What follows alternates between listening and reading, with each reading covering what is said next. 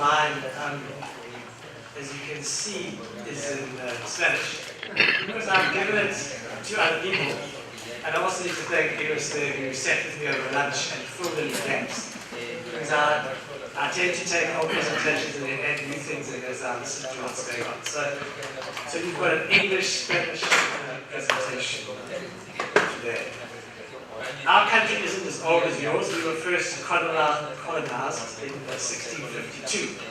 So you're older than us. But as a democracy, we became a democracy in 1994. And with that came this rights-based constitution, where my obligation is to ensure that everybody has access to basic water and sanitation, which is now a United Nations resolution.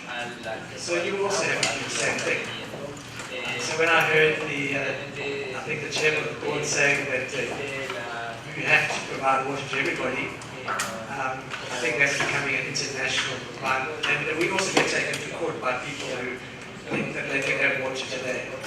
Our solution now is to say, it's in our 10-year plan. If you want it now, bring us the money, we'll give it to you now.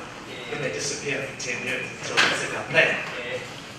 So, with this obligation, of course, comes the financial flow. You can't make an obligation out to a municipal utility without ensuring that there's sufficient money.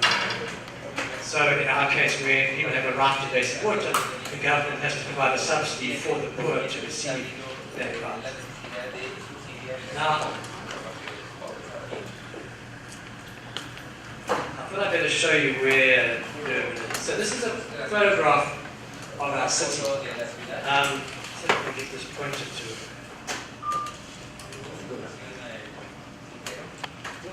What have I done? Ayúdalo a ponerle un solo. You rescue me. Where's the pointer here? You red dot. There we go. Okay, so this is the harbour. Our municipality goes to about there. Those mountains are 200 kilometers from the sea. We go inland about 70 kilometers. Along the coast, we go 90. This is about 6. So you can see we are a big port city. There's the port, and we are also a holiday city. So we need the sea to be clean for the tourists to come. We have millions of people coming every year from the country because our beaches are very clean and the water is warm and you can swim in even in the middle of winter.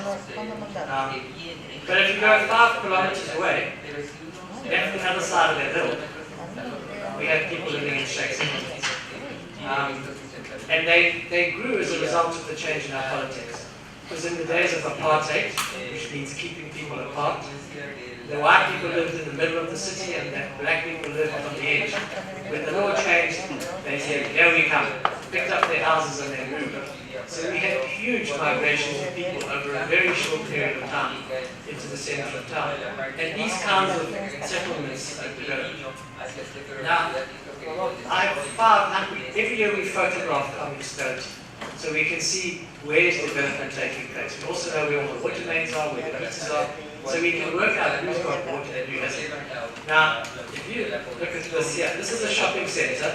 You can see some people living in shacks there in the bush. This picture was taken in 2008. Now, I'll show you, just watch here, when I advance into 2011. Okay? That's 3 years later. You'll see that the people in the shacks are gone. They moved to where the water is. Because as they build, and here's 2013, watch the top. Okay? Now that's 500 series of photographs like that.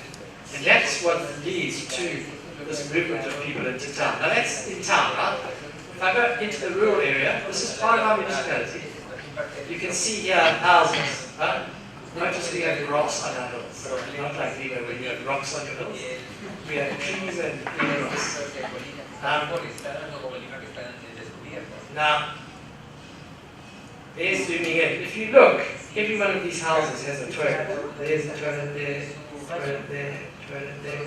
Even these houses up here on the side of the mountain have toilets. You don't believe me, I'll zoom in. Right? And then you can see the toilets. And they have water. Now that has happened since 2000. So the progress is there. Let's start with this.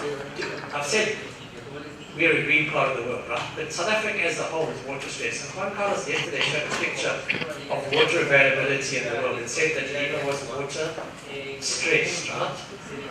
And if you look, there were some red areas near the Sahara Desert, and there was a red block on South Africa, which is water scarce.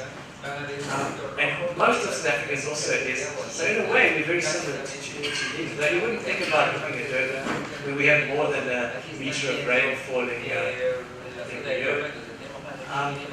The city is 3.5 million, so it's a lot smaller than Lima, but it's also growing relatively fast.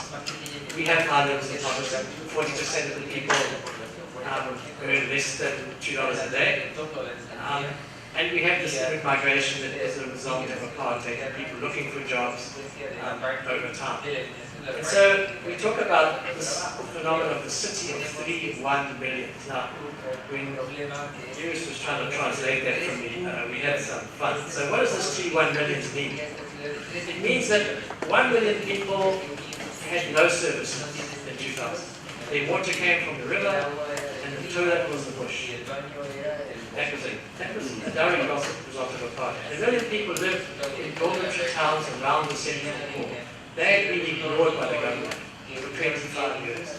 So non-revenue water of 85%, sewage running down the roads, cracks in the houses that you could put your hand through. That was the norm.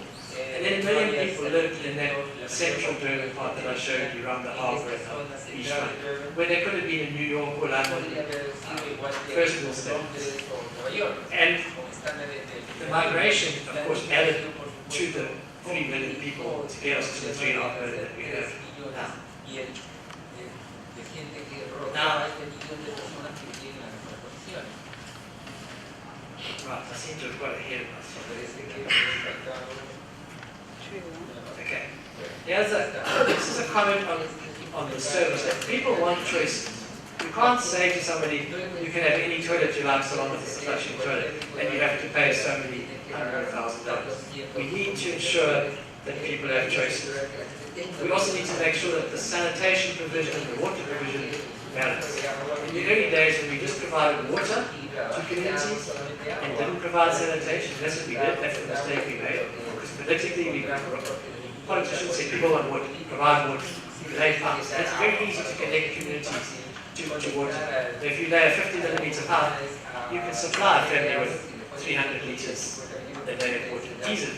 So we rolled out water in a huge way. Toilets are a lot more difficult. And politically, they are not sexy. Right? They don't get votes.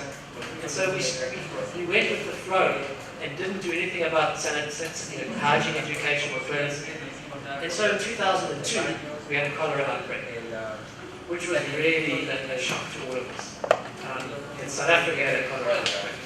And suddenly the government realized that this idea of a rights-based approach for water was well and good, but we also needed to think about a rights-based approach for sanitation. We needed to ensure that people had access to proper sanitation.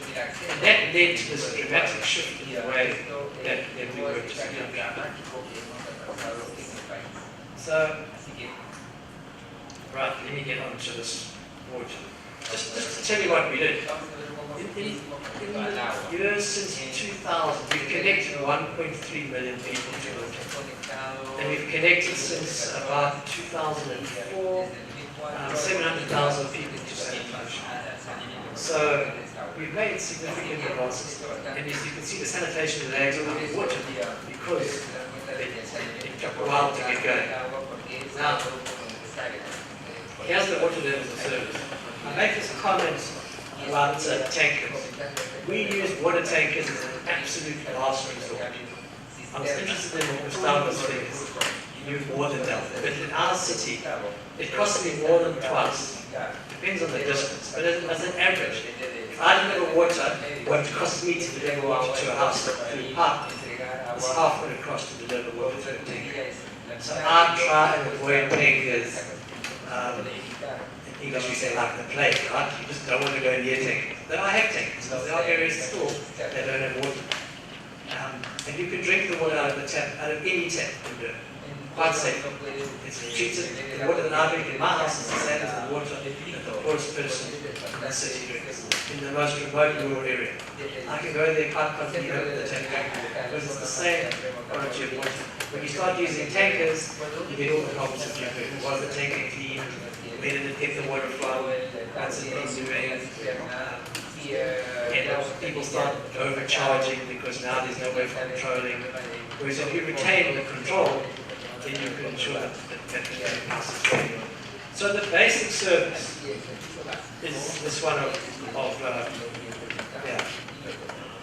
providing water to everybody within 200 meters. That's where we start. So we'll go and put taps around the community as quickly as we can so that everybody can get water within 200 meters. And that immediately increases the amount of water that a person uses. I don't have the family figures, so I could work it out. But typically, when you have to walk more than 200 meters, we find people use about 10 liters a person a day. So it's about 50 liters a family. About 30 is 1.5 cubic meters a month. If you provide the water less than 200 meters, it goes up considerably to about 20 liters. And that's 100 liters per family, that's 3 cubic meters a month. And then once you put a tap in the yard, you're looking at 8, 9 cubic meters, and then once the tap water's in the house, 150, 200 liters per person per day. So now you're doing about 30 cubic meters a month. So the closer you get the water to people, the more you have to put into the pipes. So the more it costs you to invest. So we have this approach of let's get water to people, basic amount initially, and worry about the future later on. Because if you get 300 liters per family per day, that's enough for a family of 5 to live on. Right? It's more than 50 liters per person. And they can live on them. It's far more than they used to have when they had to carry in a bucket from far away or go down to the tank. So that's been our approach. What the Minister of Water Affairs in our country calls the ladder approach. It gets you on the bottom of the ladder. You want to start going up these channels here, then it comes at a cost. So standpipes, then 300 liters a day, then you can get water into a tank on your roof, which means I can still use smaller piping, the same piping that feeds the taps I can use to feed a house. Because all the water goes into the tank takes the peak off. So when you turn the tap on in the shower, you still get enough water, but I don't get the peak on my pipe. So I can still have 50 milliliters a day. That's how you can reticulate vast areas very, very quickly. Then of course the ultimate is what everybody wants, is unrestricted supply. Now, just to show you, to ensure that we could make this 300 liters per family possible, we invented this device. What happens is that the water comes in here through this is the valve certificate that needs to be made. And through the meter, it has a cable connecting it to this device. This device has a timer in it and a solenoid valve. The battery that lasts 7 years. We've had them in place now for 12 years, and the batteries will know the average lasts 7 years. So what you can do is using this Bluetooth, this remote programming, you can drive by and program these things to deliver any amount of water. We set them for poor people to 300 liters a day. And you can say, open the valve at 5 o'clock in the morning. It then counts the pulses, so there's a pulse counter here. 1 liter per pulse. 300 pulses later, it knows 300 liters of dry food, switches off for the day. So it can deliver 300 liters of water every day, which means you can keep your network very, very small. The good thing is that these things cost about a quarter of the price of a prepaid meter. These prepaid meters you buy when you use tokens or cards, these things do the same job. You can change it. If you want 400 liters a day, you can do 400 liters a day. So that's how we make it possible to manage the flow of water to people. This is a picture of the roof tank. So you can see that the inlet pipe is a large diameter, there's a small diameter to the tank, and then there's a larger 25 millimeter pipe coming out of the tank, so that it can handle the peak flows. That's the intermediate level of surface. Then full pressure level, full pressure looks like.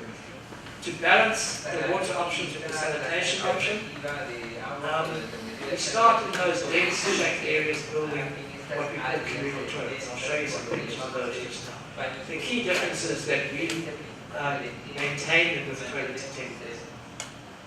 The first toilet we built, these communal toilets, we left it community tour. In 3 months, they were destroyed. There was nothing left. Absolutely, all the windows were gone, the toilets were gone, the doors were gone, the parking, everything was gone. And we didn't understand why. And I'll get to what we discovered just now. If it's possible for us to provide a toilet to each house, then we use the same kind of toilets that others have spoken, ecological sanitation. And then, after this, it's up to you. If you want to go into a septic tank or connect to the pipe system, then that's at your cost. Here's the difference. We empty that toilets once every 5 years for free. And we process that waste. We'll talk about that just now too. We tried condominial sewers. In fact, we sent people to delivery and we took the idea back to South Africa and we implemented it. The sad thing is that the communities just didn't like it because they had to do the maintenance themselves. From a cost point of view and a technology point of view, fantastic. But we had to take back the maintenance. So we still in some areas lay the sewers shut, but we do the maintenance. Because what was the top person thinks is the best system ever. Because when he has a problem, he just unblocks and he sends the dirt to the next person, right? And he gets a problem, he sends it to the next person. The guy at the bottom, after 1 month, said, I'm tired of all this garbage coming down into my house. And in some cases, they actually went with a brick and blocked the sewer, so they didn't get into his house. And we started having the sewage run all around the town, and so we had to actually go back in ourselves. And the fact that the sewers are now in the backs of the properties made it difficult for us to get access. So the new ones we lay in the street. So it's condominial, but in a slightly different way. Right, so let's talk about the community revolution. We use containers, shipping containers. They're cheap, and we can convert the insides to provide a service. So here's the pair. They're always in a pair. If you look here, I think that's the man, that's the lady. So there's one for men and one for, they're different. There it is in amongst the shaken area.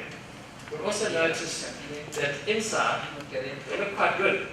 Right? They have toilets, they have showers, they have wash hand basins. In the men's toilet, they even have urinals for the men. On the outside, we provide lighting and a wash trough to wash clothes. There's the urinals. Maybe there was a picture of them somewhere. All these features came from us talking to communities, which I think is something that you'll see as a theme of my presentation. Why do we use containers? Well, they're easy to put in. You can build them off-site, bring them in, dump them down, and go connect them to the sewer. Right? And when that community eventually gets formalized, as we say, proper houses get built and the sewers get laid, we can pick it up and take it and go and put it somewhere else. So and the sewer that's laid up to these toilets is not waste. Because once we connect the house, each house individually to the sewer in the future, when we have the funds and we can find a way through all the shacks, the investment we made in the sewers and the water pilots got across. Toilet building. The first toilet blocks we built were made of concrete blocks, which was really crazy. So you spent $50,000 building a facility, which after 10 years you had to demolish. Whereas now we don't have that problem. Enough people have spoken about urine diverting toilets. These are the ones in Durban. We have built 90,000 of these. There are 90,000 of these toilets now. They all look the same. They have 2 pits. These are all the notices on the doors that show people how to use them. This is what we call a show toilet. When we engage with communities, they want to see what we offer, what are the options. And here is a show toilet, so we can bring people there and say, well, this is what they look like. Do you like it? Do you want it? Don't you like it? Because some communities say, we'd rather just stay in the bush. That's the choice. Another issue in our policy making is that we use this concept of a sanitation hedge. Because you can't provide pipe sanitation everywhere. I don't know of one city in the world that can afford pipe sanitation. If I provide pipe sanitation in the city, it costs me about $1,000 a site. If I provide it in the rural areas that I showed you, I'm talking about $10,000, $20,000. It's totally unaffordable. So we have this concept of the edge. In the edge, waterborne sanitation, beyond the edge, on-site sanitation. But the sad reality is when we talk to our communities, they all say we want a flushing toilet. That's the truth. All these neurodivergent, ecological, they kind of say, yeah, I'll take it, it's better than the bush. But what I really want is a flushing toilet. And we are trying to work on solutions that will make that a possibility in the future. People will actually, I've also have a toilet that's as good as a flushing toilet. And we'll get away from this idea of flushing toilet being the only solution. So there's the urban edge. See this red line here? That first picture I took showing you was taken around the harbour. So there's the 90 kilometers. There's the 70 kilometers. This red line here, this side, flushing toilets, part sanitation. This side, the rural area, is called on-site dry sanitation. There's the dam that you saw the pictures of in the rural area, that was taken there. The shack area that you saw was there. The beachfront is over there. Just to give you an idea of the scale. So it's all very close to here. What about pricing? We subsidize to zero the cost of basic water and sanitation. Now that's what we do in Durban, because we have a right to that service. It's a state phenomenon. But it means that when you use more than the basic amount, which is only for poor people, you have to pay the full cost. So I'll cover interest costs, depreciation, operating maintenance, the full cost of the services recovered in the total. The poor people don't make up a large part of our revenue loss. Although it's a large number of people, it's 280,000 families out of 920 or 30,000. So it's about a third of the people are getting free basic services. But that only is 7%, only represents 7% of our potential revenue. So 93% of the people are paying the full cost and a little bit more to top up the subsidy that government gives for the free basic amount. So we're collecting 98% of our revenue on average. It's about 520 million US a year is our total revenue. In fact, our year runs from July to June, and I saw the figures to the end of last month. We collected 104% of our revenue this year. We're collecting arrears from people that haven't paid in the past. So we're not doing creative accounting. We're just collecting what wasn't paid. It means that because we have this amount that targets the poor, nobody can say they can't afford what we're charging for water. Because everybody that's not poor is being charged a fair price, and the poor are paid for by the subsidy.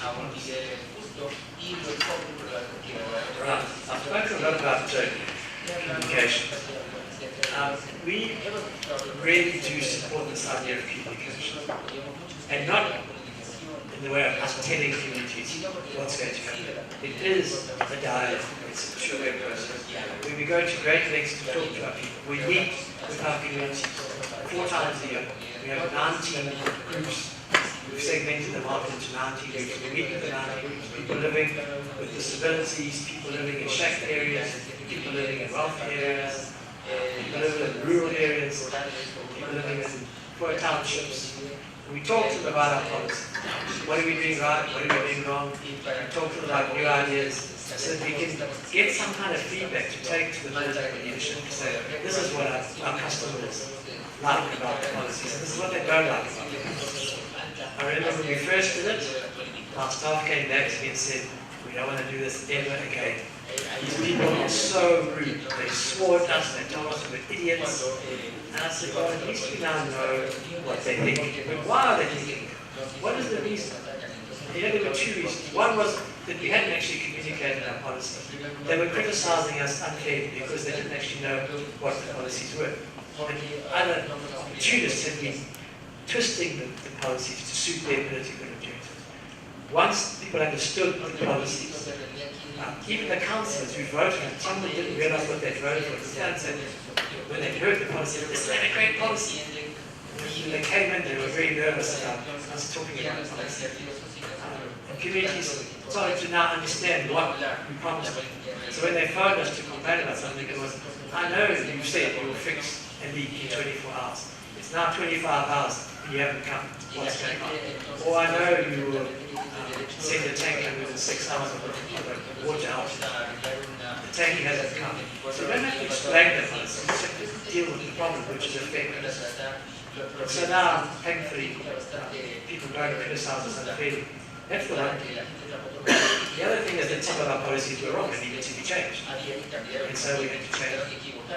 And yet, once we started changing policies, the community saw that when they talk to us, we listen, and we do something, they started to realize, well, talking is actually working. And so we always have full attendance. And he taught us it's worth spending the time to get to understand our customers. You'll see in the last comment, if you're too sick to come to us, we didn't send somebody to your house to deal with your concerns. Now, get to an understanding. This was a challenge that I put to my staff. What is our customers' relationship, particularly in those shack areas, we call them favelas, I think, we still call them, poor areas. What is your relationship with your trade? So we did this thing, right? Project, in English project, that's what the marketing people call it. I presume that's a translation. And what came back was quite surprising. We interviewed hundreds of people, all on video. This is what they said. It's a place where I go to get away from my husband and my wife. Right? Where I hide away. Because remember, they're living very close together. And when you think about it, it makes sense. It's a place that I go to. We talked about reading and singing, reading the Bible, praying, right? In the toilet, because it was a private place. They said they want a toilet that's clean and that doesn't smell. And they want a toilet that's safe, particularly the women. They said, if I have to go outside in the night to a toilet, I don't want to get raped or attacked. I want to know that where I'm going is safe. Now, until then, we built those container toilets, we built them out of blocks with no windows, no light, right in amongst the shades. No wonder people didn't use them. Because you can't read in a dark room, right? You want a window. So when you start thinking about, now, why does somebody want to flush a toilet? Well, look at the list. It's clean, it doesn't smell, right? You have a window in the toilet, it's in your house, you don't have to go outside. That's what they want. So we started thinking, well, maybe if we can make a toilet, it doesn't need water. It can be in your house. It's clean. Right? It's safe. You can put a window in it. We're getting it. So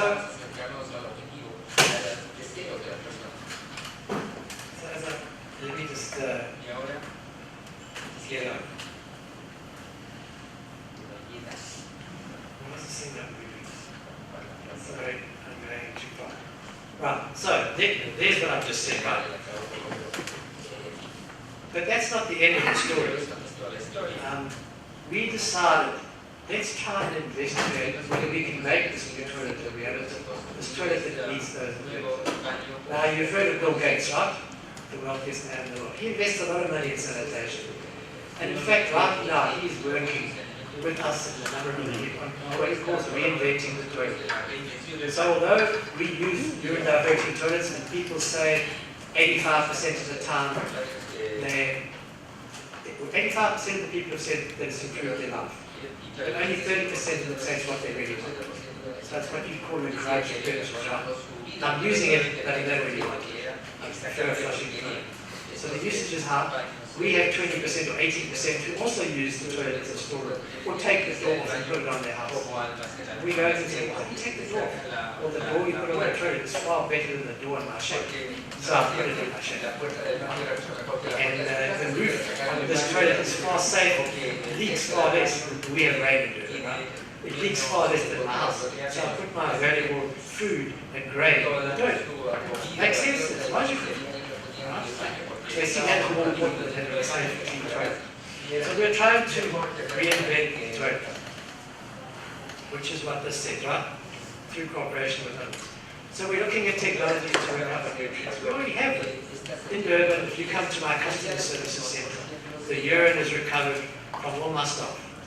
It goes into the basement, we process it through a Struva processor, the one process, or a nitrifier, or an evaporator.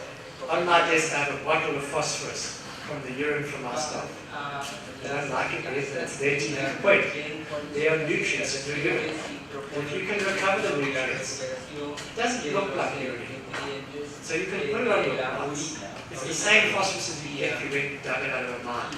It looks like it's a white powder. People don't have a problem with using that for fertilizer. And we also are processing the fecal matter.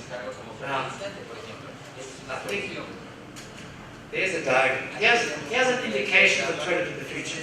All the toilets that you see might have a curved bowl. Curved because the water needs to flow in that shape. And they have a trap, right, with a water seal. What does the flushing do? The flushing takes what you deposit in the bowl and moves it that far. That's all. From the toilet bowl, it moves it to outside the wall of the house. When gravity takes over, it goes down the pipe, bath water, kitchen water, takes away the waste. That's all it does. It leaves a little bit of water behind in the trap to separate you from the smells in the sewer.